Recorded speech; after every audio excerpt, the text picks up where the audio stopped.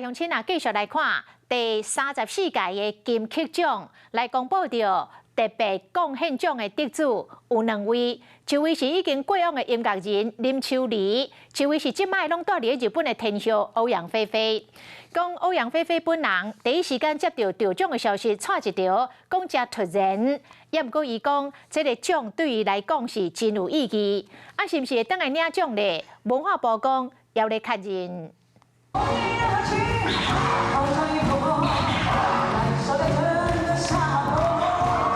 迷人的歌声，甲一粒球头帽造型，即马73岁欧阳菲菲，毋若是华语歌坛的大明星，50年前嘛，正做头一回牵上 NHK 红白歌合战的歌姬歌手。就算当年住伫日本，已经13年无倒来台湾举办演唱会，毋过伊对华语乐团的贡献，嘛是真受到外界肯定。我们今年的特别贡献奖得主林秋离先生以及欧阳菲菲女士。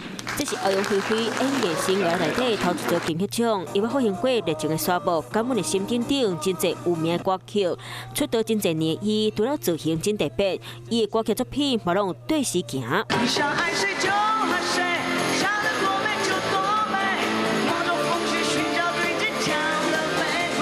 传出欧阳菲菲知影得了这个奖惊到，嘛讲这个奖对伊来讲是真有意义。啊，已经真侪年无公开见面的欧阳菲菲，即摆敢会登来台湾领这个奖，文化部嘛当地确认。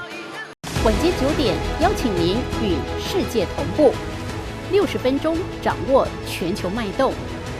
What News 9，陈雅玲世界晚报给您崭新视野。